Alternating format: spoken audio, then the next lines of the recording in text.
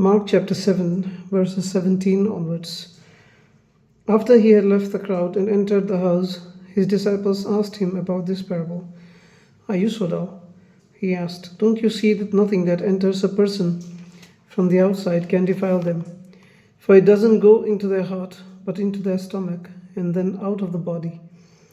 In saying this, Jesus declared all foods clean. We have heard this several times, and we understand the main point of this parable. The main point of this parable is that whatever goes inside us in the form of food would go out of us. It doesn't have any influence over our person. But what comes out of a person is what defiles them. For it is from within, out of a person's heart, that evil thoughts come: sexual immorality, theft, murder, adultery, greed, malice, deceit, lewdness, envy, slander, arrogance, and folly. All these evils come from inside and defile a person. You may have heard of what Kabir Das said, बुरा जो देखन मैं चला बुरा ना मिलेगा कोई जो दिल खोजा अपना मुझसे बुरा ना कोई. I went around looking for evil people. I didn't find anybody more evil than myself. When I looked at my own heart, I understood I was the most evil person. So the point basically is that every human heart is filled with these kind of evil thoughts. The heart is deceitful, said Jeremiah, and it contains all these evil thoughts from where it defiles the whole person. So when Mark talks about person, he is not just talking about the soul or the spirit of the person, he's talking about the whole person, the spirit, the soul, the body. Like this is the distinction that we have from the Greek worldview of soul, spirit, and body as three separate entities. But when the Jewish people saw a person, they saw that person. Even the word that they use for soul, nephesh, indicated the whole person. It was not just about the spirit man or the soul. It was about the whole person, the mind, the body, and the spirit, everything. So here, Jesus says, in those times they believed that it is out of person's heart. Now, how much there is a connection between our physical heart and all these evils is still being investigated by many scientists, because there are many scientists in the past who believed that there is some connection between heart and certain emotions, and there is some connection between our brain and certain other ways of our life, and there is connection between stomach and certain emotions. And those theories were used by many people who became founders of medical systems, including our homeopathy, Dr. Hahnemann. So they connected, particularly the Greeks, they connected these organs with emotions. So when they talk about, there is a word that is used frequently, like Jesus felt compassion. So the word that is used there is splanchnistoma. It is something that Jesus felt a deep churning in his belly. Like that is the meaning that comes out. He felt something deep happening in his belly. It is like from within him he felt that compassion. It's not a superficial feeling, it's a deep feeling. So when he saw that leper, he felt compassion, means he was really moved from within, and he felt empathy for that leper. He could identify with the leper's feelings because of his condition. We have never been lepers, so we cannot identify so much.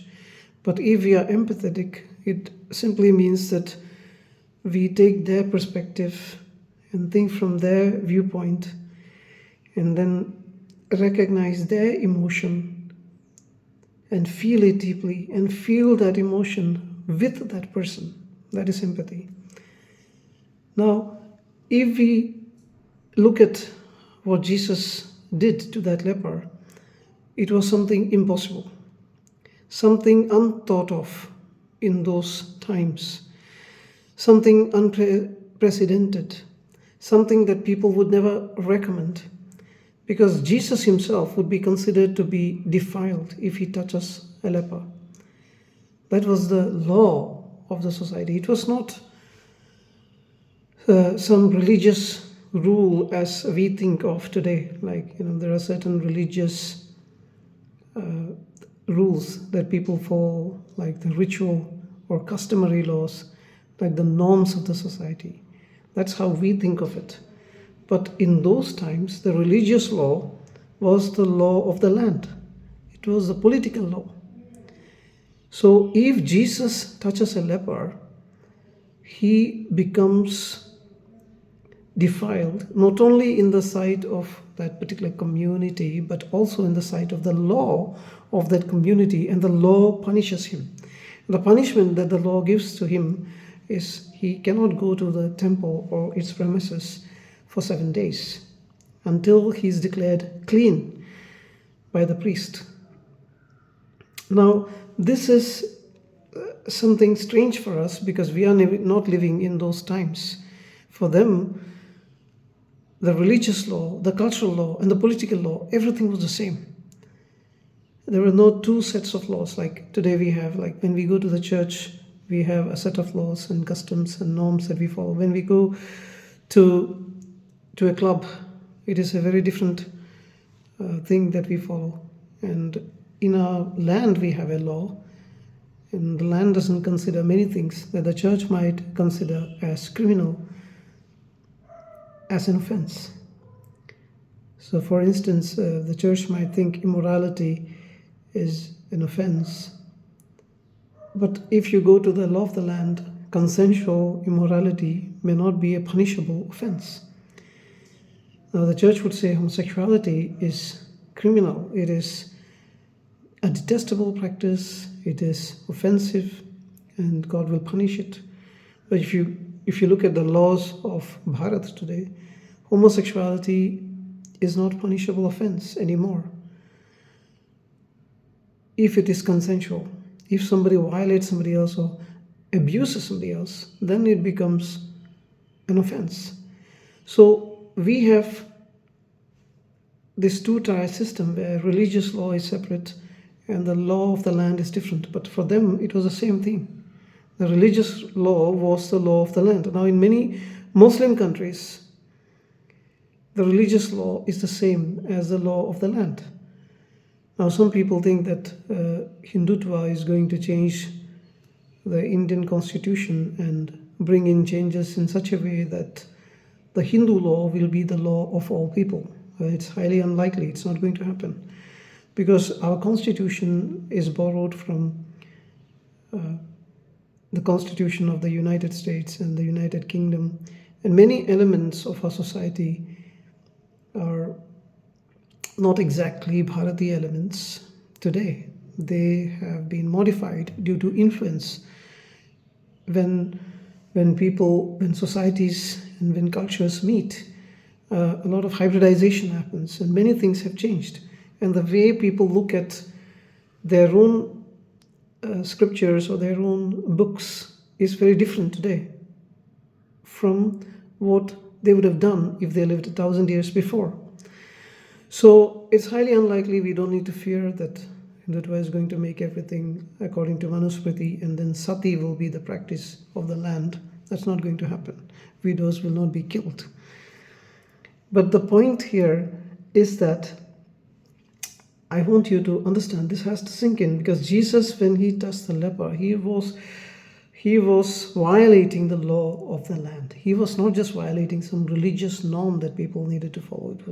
He was violating the law in a sense, and it required a lot of courage to do that. And it doesn't mean that Jesus was guilty according to the law. Jesus would have been guilty and would have to stay out of the temple premises for 7 days, that's all. And would be declared clean after certain services and everything, and then he could enter. But it would have happened if Jesus became unclean because of this touch. But when Jesus touched that leper, Jesus did not become unclean, unlike many gods and goddesses of today, or even many hygienic personalities of today who become defiled if some poor person or some ignorant person or some unclean person touches them. Jesus touched that leper, and the leper became clean. Jesus did not become unclean. Jesus cleansed the leper. So there, when Mark talks about splanchnizomai, he's talking about an emotion that comes from within. And that emotion that is coming from the stomach, the churning of the stomach, like he's feeling deep within the pain of the leper. Not only is he not able to experience pain, this leper cannot feel anything, because leprosy is that kind of disease where the nerves are affected and they don't feel any pain. In cancer, you feel a lot of pain. In leprosy, you don't feel anything. You may have injured your foot, but you don't know because you don't feel any pain. There is a book that was written by Paul Brand and Philip Yancey, The Gift of Pain. Pain is a gift of God. Pain helps us understand there is a problem and we need to attend to it. Even Hahnemann in homeopathy talks about it. He says certain symptoms are a gift. We can understand that our person, the inner man, is in trouble and he is seeking some help. So that the symptom itself is not considered as the disease. The symptom is a sign of the disease, which helps us to know there is some discomfort. And when we deal with the disease, the symptom would go away. Now here, this person is in trouble. It is not his body that is in trouble. That's how we visualize. Like, he cannot experience pain. His body is decaying. His body is in a bad condition. So if you're like a Buddha or a Sankaracharya, you will say, yes, your body will decay. It will go. It has to rot. It has to go. It will go away. But your spirit man, your soul is all forever and it will remain forever. This is Christian teaching today, but it is not Christian. Jesus did not say that. Jesus knew that the entire person would be there in the age to come, physically resurrected. Like Jesus is resurrected from among the dead, we would all rise again. And we would have different bodies perhaps, bodies with more capabilities, but will be the same body that is, the elements of the same body that is raised. We do not know if we die in a bomb blast, what will happen? How would these body parts come together at that time? We do not know how God can work things out, because it is God who is doing, not we. We cannot guarantee that all the people who have been buried in the cemetery are going to the same place, or have gone to the same place, or will rise again when Jesus comes.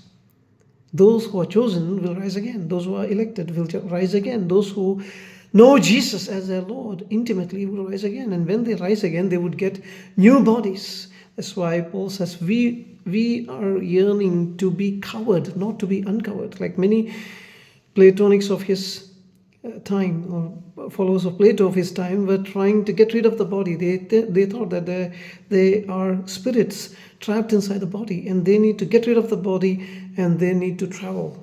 And some of them would do samadhi, some of them would die by suicide. And all those things were done hoping that they are getting some kind of redemption. But Paul, when he talks about it, he says, we do not want to be unclothed. We want to be clothed further, because from heaven, God is going to give us a new house. With a new house is this body. Peter, when he talks about his bhauma bhavanam, or his earthly abode, he's talking about his body. It is going to go away. He feels he's about to die, but he would get another body from heaven. And that is the core message of Christianity, that Adamic race died. Jesus rose again, defeated death, and he has started a new humanity that will never